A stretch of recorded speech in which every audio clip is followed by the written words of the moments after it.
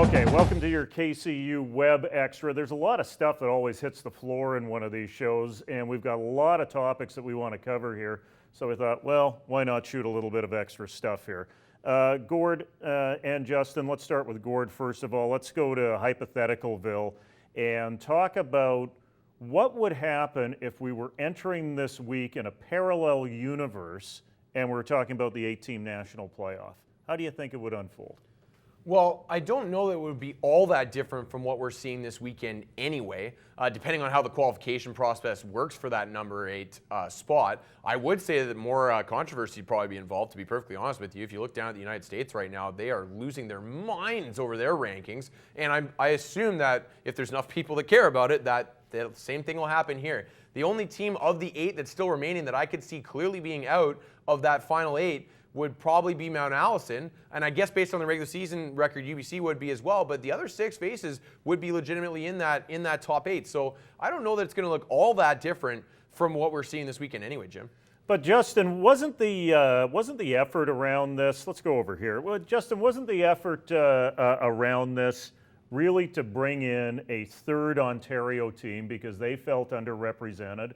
And if that was the case, say you drop Mount Allison out of this, probably the team that would have gone into that slot would be the Regina Rams. They finished first in the Canada West. There's no way that you could bring Mac in ahead of the Rams. No, that would be really tough. I would even argue that it might have been Carleton that gets that final spot if we were in an 8-team playoff. But, maybe it's a team like Sherbrooke that was close to making an impact there in the RSEQ. It really depends on the way that this would be structured. Would it be if you win your conference, you get a number 1 seed and you sort of have a bye and see how the other teams play out? That would be an interesting factor in this whole thing. Well, the frustrating thing when you look at all of this, it's really chicken and egg. You need to generate an RPI if you're going to go down this road. I don't necessarily agree with an 8-team national playoff because it takes away from the glamour and the spectacle that the conference championships could be and should be. But at the same time, you need to have some sort of national interlock to generate that RPI. Yeah. It's, 88% of the ADs in Canada said that they wanted to look at a national interlock, more so than this 8-team national thing. Why isn't the leadership right now going down that road? There are some leaders going down that road, but the majority of them aren't right now. It's mystifying to me.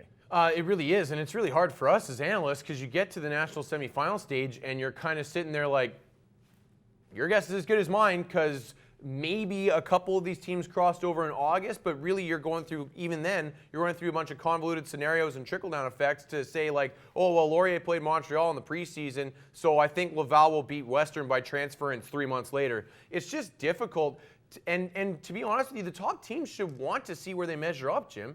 And that's maybe where this issue comes from, is that some of the smaller teams are sitting there like, I think, to be honest with you, I think the ADs in the AUS conference want that ignorance. They want to go into the national semifinal thinking to themselves, you know what, I think we got a legitimate shot. We can pull this off. Nobody knows anything about our team. We have no idea how we stack up. Maybe we got a chance here. Justin, you're in the TV business too. I mean, without a lead up of games going week after week that can draw national attention, how do you even build energy around an 8-team national playoff if you're throwing 4 games on in one afternoon? Yeah, that's the main issue, fellas, is competition and drawing interest. No one wants to watch Western stomp whoever it is, Waterloo this year by 50 points. You want compelling, entertaining, drama-filled games on TV, and that's exactly what a national interlock schedule would do, especially if you tailor it for a CIS Game of the Week type of schedule where you make sure you have elite programs like Montreal playing at UBC. Then next week you have, say, Laval going to Western. It would change it up a lot, and I think one of the most interesting things is that it would give these kids a sense of the rest of the competition around the CIS and U Sport. Well, the other thing is that you have the flexibility to maintain the championship structure that you have now, where you maintain conference championship games, where you maintain national semifinals, then maintain that national championship, but still build that hype through the regular season by having these teams play against each other. Because one of the things that we touched on our show last week is we talked about how the conference championship week is the best week of the season because it's rivalries. It's teams that legitimately dislike each other, that play each other all the time. And then once you get past that stage, maybe they played last year. It's not likely, especially since the matchups changed. So you're talking about teams that haven't seen each other at most once in a couple of years, and more often than not, we're talking teams that haven't played each other in like a decade. Like, how do you drum up excitement about that, guys? The OUA has a legitimate complaint, though. They've got 11 teams. They don't want to add another non-combatant, bringing it up to 3 non-combatants. They want to have meaningful play in their conference. That being said, there's a floating bye week in the OUA.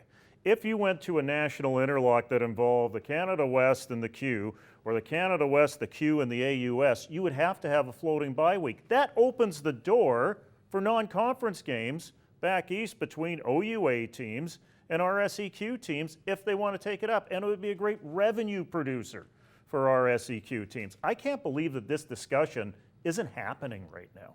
Well, just back to your OUA point, Jim, I don't have a lot of sympathy for the OUA because maybe they feel like they're underrepresented, but they also decided to consolidate all Ontario teams into one conference, fully knowing that that would mean that you have a 10-11 team conference in a country full of 4, 5, and 6 team conferences. The OQIFC used to work just fine, and then the OUA decided to consolidate. So if they're sitting there being like, we need a bigger piece of the pie, well, you dug your own grave on this one, guys. So I don't have a lot of sympathy for that OUA plight. As for the question about whether the conversation should be going on and why isn't it, to be honest with you, I have no clue. I think that the only thing I can think about is maybe it has to do with the imbalance in the conferences, not necessarily in terms of numbers, but in terms of relative power.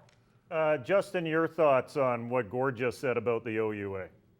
Yeah, I'm not quite sure the OUA dug their own grave. I think having a bigger league and where you face a different team every week draws more interest than, let's say, Mount Allison and Nicadia possibly playing 3 or 4 times in a season. I think it's more about everyone across youth sport getting on the same page. And, you know, guys, we've talked about this a lot, having open and meaningful conversation that needs to happen to put youth sport football on the level that we here on the panel want to see it on and get to that mark one day.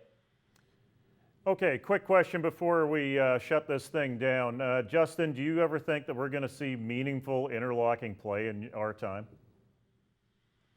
I hope so, Jim, but the more you hear about people disagreeing it and maybe not having even reasons for that disagreement against it, really makes me think that it's not going to happen, but it needs to, and I hope it's in the near future. Do I think it's going to happen in the near future? No.